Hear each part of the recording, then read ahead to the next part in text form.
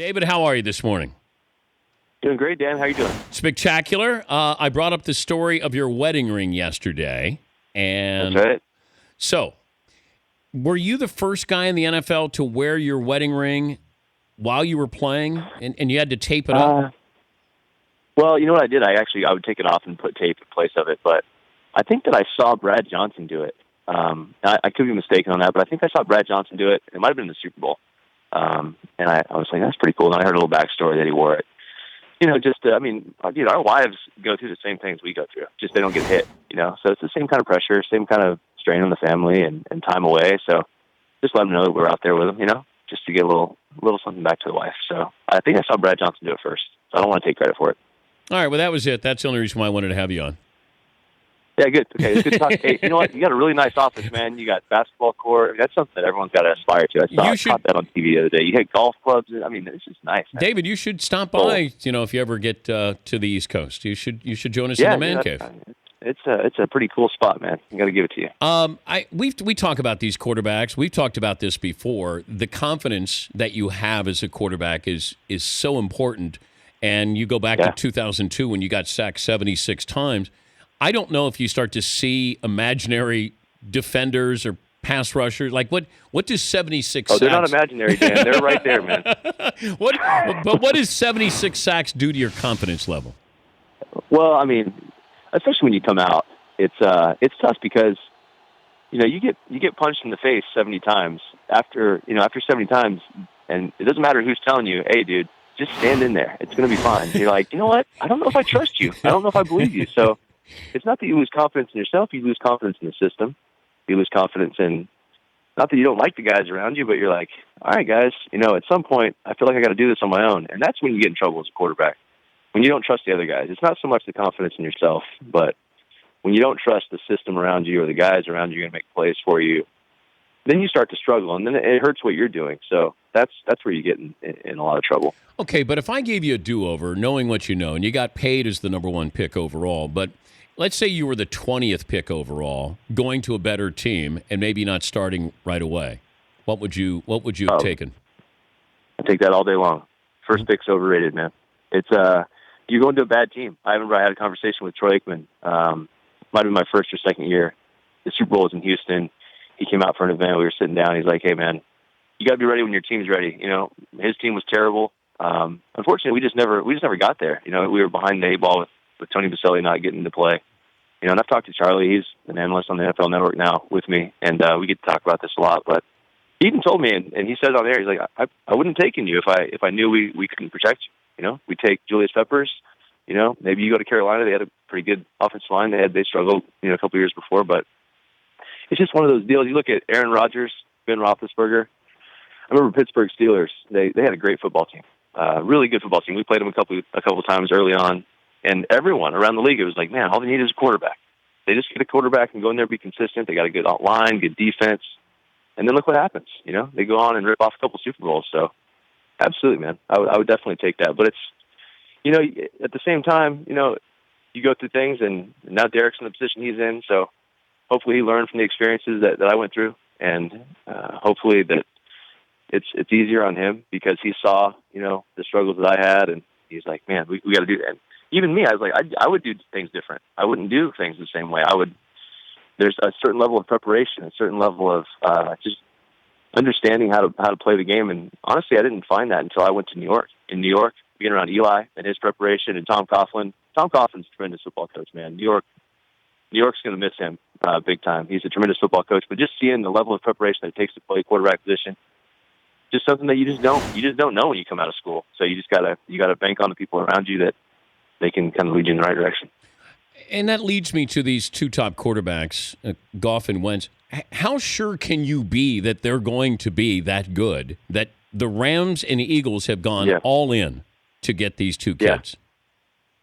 It's tough because if you don't have a franchise quarterback, you're pretty much not going to do anything in the playoffs. You might get in, but you're not going to do anything because history just tells us.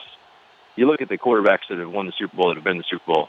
They're franchise guys. They're top tier guys. So if you don't have one of those guys, everyone's looking for one. So Philly, them jumping up and doing what they're doing, they need one of those guys. They got to have that. If they need 4 quarterbacks in their quarterback room, they're trying to find that guy. So, you're not sure. Carson Wentz, Jared Goff, even Paxton Lynch, those guys all have the physical ability. They all have the skill set.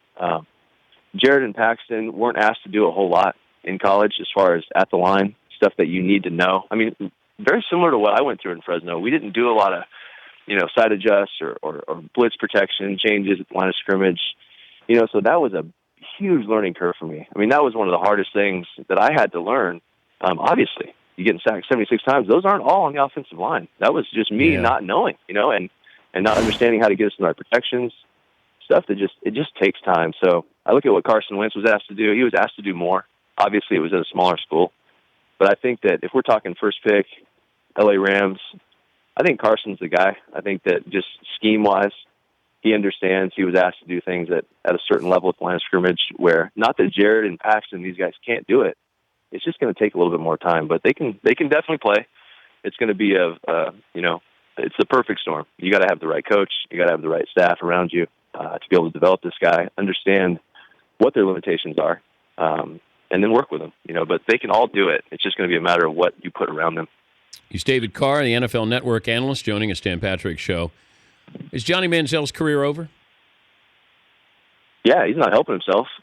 I mean, they're almost, to me, it seems like that he doesn't care one way or the other. And that's the frustrating part, is there's just so much talent. And we've all seen it. I mean, I talk about it with these guys at the network, and we've all had players that were so talented, and they just blow it. They just waste it. I mean, Fresno State sometimes in the spring looked like we were about to go win the national championship, and then guys would be ineligible. They'd get kicked off the team.